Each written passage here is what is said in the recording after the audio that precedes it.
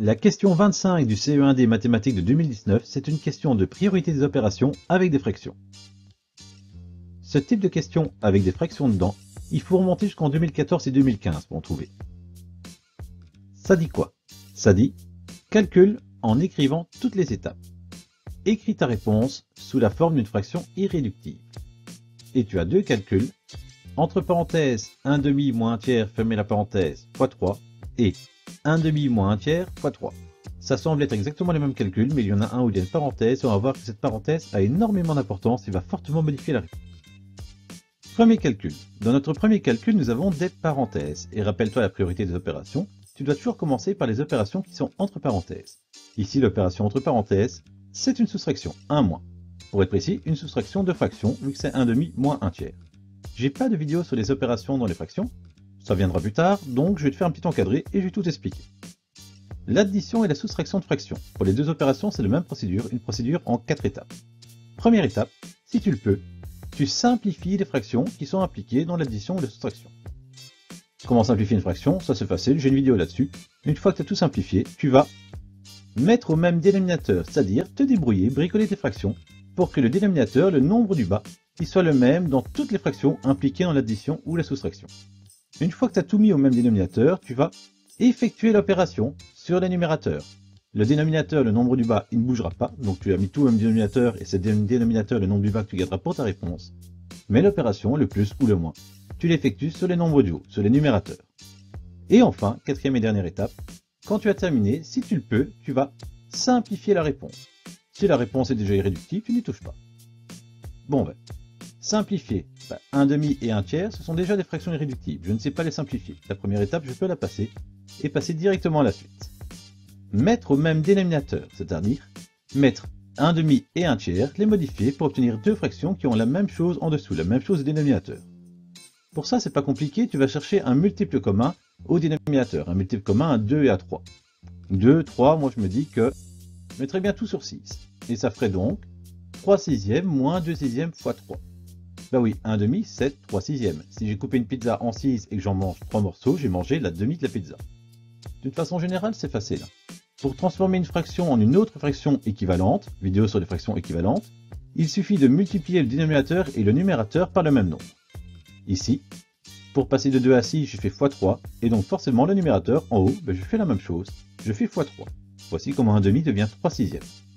Même chose pour 1 tiers, 3 fois 2 pour obtenir 6, 1 fois 2 pour obtenir le 2.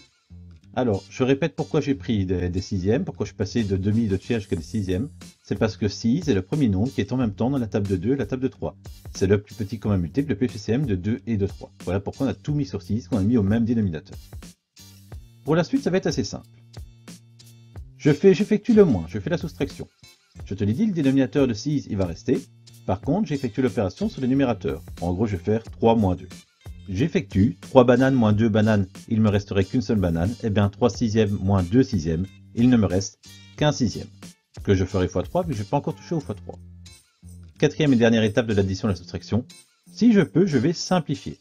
Mais là, en l'occurrence, je ne peux pas, parce que 1 sixième, c'est déjà une fraction irréductible, il n'existe pas de nombre qui puisse diviser 1 et 6. Bon ben voilà, pour l'addition et la soustraction de fractions, c'est terminé. Je vais pouvoir passer à la multiplication de fractions. Tu as 1 sixième à multiplier par 3. Le plus simple ici, c'est de se dire qu'en fait, 1 sixième, c'est un peu comme un mot tout court, par exemple une banane. Une banane fois 3, ça ferait 3 bananes. Et bien, 1 sixième fois 3, ça fait 3 sixièmes, c'est tout. Ouais, mais t'as pas tout à fait terminé, parce que rappelle-toi l'énoncé, on te demande de l'écrire sous la forme d'une fraction irréductible. Et 3 sixièmes, ce n'est pas une fraction irréductible, tu peux simplifier 3 sixièmes. 3 sixièmes, quand tu simplifies, ça donne 1 demi. Bah oui, 6 divisé par 3, 2, 3 divisé par 3, 1. Il existait bien un nombre qui divisait 3 et 6, en l'occurrence 3. 3 sixièmes, c'est 1 demi. Quand tu as mangé 3 sixièmes d'une pizza, tu as mangé la demi de la pizza. Et maintenant, tu as terminé. Tu as effectué tout le calcul en écrivant toutes les étapes. Tu as écrit ta réponse sous la forme d'une fraction irréductible, c'est terminé. Il est possible que la façon dont j'ai traité la multiplication t'ait fait un petit tiquet. Tu te sois dit, ok, j'ai bien compris, il effectue sa multiplication, il obtient un 3 sixièmes qui simplifie en 1 demi. Mais il me semble qu'en classe, c'est pas exactement ainsi qu'on faisait. Tu as tout à fait raison. J'ai pas suivi la belle procédure pour la multiplication parce que visuellement, ça me semblait simple à expliquer comme je l'ai fait là. Cependant, si j'avais suivi la bonne procédure de multiplication, j'aurais eu exactement le même résultat et ça aurait même été un peu plus rapide. Je te montre tout de suite, hop, petit retour en arrière. Je vais faire cette histoire de multiplication. Et je te rappelle que pour la multiplication de fractions, on fait ça en 2 étapes. Première étape, on va simplifier au maximum. C'est-à-dire n'importe quel numérateur avec n'importe quel dénominateur. C'est ce qu'il y a de bien dans la multiplication de fractions, c'est que tu n'as pas besoin de simplifier dans la même fraction. Tu peux prendre le numérateur de la fraction 1, le dénominateur de la fraction 2 ou de la fraction 3, c'est 3 fractions, 4, 5, on s'en moque, tu peux avoir autant de fractions que tu veux. N'importe lesquels du haut avec n'importe lequel du bas, tu simplifies. Ça va même plus loin. Si quand tu as simplifié le nombre que tu obtiens, tu peux encore le simplifier avec autre chose, tu y vas. Tant que c'est un du haut avec un du bas, un numérateur avec un dénominateur, tu simplifies au maximum. Et quand tu as simplifié au maximum, seulement à ce moment-là, tu vas effectuer l'opération. Tu vas multiplier tous les numérateurs entre eux, ça va donner le numérateur de la réponse. Tu vas multiplier tous les dénominateurs entre eux, ça va te donner le dénominateur de la réponse. Donc ici, dans la multiplication de fractions, contrairement avec l'addition et la soustraction, les dénominateurs vont être modifiés, vont subir une opération. Ce qui est bien avec cette procédure, c'est que, une fois que tu as effectué, tu n'as plus à simplifier. Il n'y a pas de troisième étape où je dirais qu'il faut simplifier la réponse. Il n'y en aura pas. Parce que si tu as bien simplifié au maximum avant d'effectuer, la réponse, celle que tu obtiens, est toujours irréductible. C'est ce qu'on va voir dans un instant. Et donc, tu n'aurais pas ce 3/6 que j'ai simplifié en 1/2 dans la ligne du haut. Bon, c'est bien gentil de te dire qu'il faut simplifier les fractions, mais 3, il me semble que c'est un nombre entier, que c'est pas une fraction. Pas exactement. Hein. Rappelle-toi, je t'en ai déjà parlé dans une autre vidéo. Un nombre entier, c'est en fait toujours une fraction sur 1. Et donc 3, c'est 3 sur 1. Alors je sais qu'ici mes fractions sont pas bien alignées, que j'ai pas les barres du fraction au même niveau et que c'est pas entre les barres du égal. Mais visuellement, pour que tu comprennes bien le passage du 3 au 3 sur 1, je suis obligé de faire une petite faute d'alignement. C'est pas très joli, mais au moins on comprend bien. À partir de là, je vais pouvoir simplifier. Et moi je me dis que je simplifierais bien le 3 avec le 6. Bah oui, ils divisent tous les deux par 3. 3 divisé par 3, ça fait 1. 6 divisé par 3, ça fait 2. Ok, pour la simplification, c'est réglé. On va pouvoir effectuer la multiplication. Je te l'ai dit, les numérateurs entre eux, les dénominateurs entre eux. 1 fois 1, bah ça fait 1. 2 fois 1, ça fait 2. Et donc, 1/6 fois 3, quand tu as simplifié et que tu effectues, ça donne 1/2. C'est réglé. Je suis pas passé par l'étape de simplification parce que j'avais simplifié au maximum avant d'effectuer. Ça, c'est la belle procédure pour la multiplication. Procédure qui fonctionne tout le temps. Ça peut paraître un peu plus complexe que ce que j'ai fait en haut, mais c'est souvent plus rapide. Second calcul, 1/2 moins 1/3 fois 3. La différence entre le calcul du haut et notre nouveau calcul, c'est que dans le nouveau calcul, il n'y a pas de parenthèse. Et comme il n'y a pas de parenthèse, ça veut dire que je ne vais pas faire la soustraction en premier. Parce que priorité des opérations, PEMDAS, je dois faire les multiplications avant les soustractions.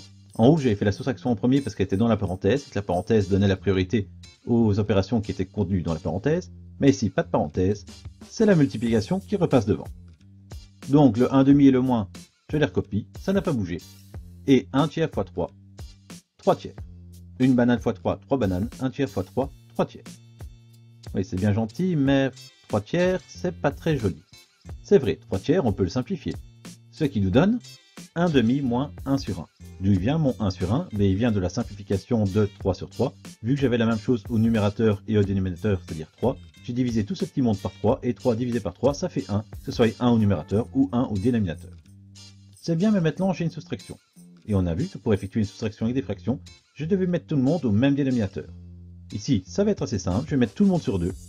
Ça va faire 1/2 moins 2 sur 2. D'où il vient ce 2 sur 2? Il vient du 1 sur 1 que j'ai mis sur 2. Donc je multiplie le 1 du dénominateur par 2 pour obtenir un 2 au dénominateur. Je vais mettre tout le monde au même dénominateur.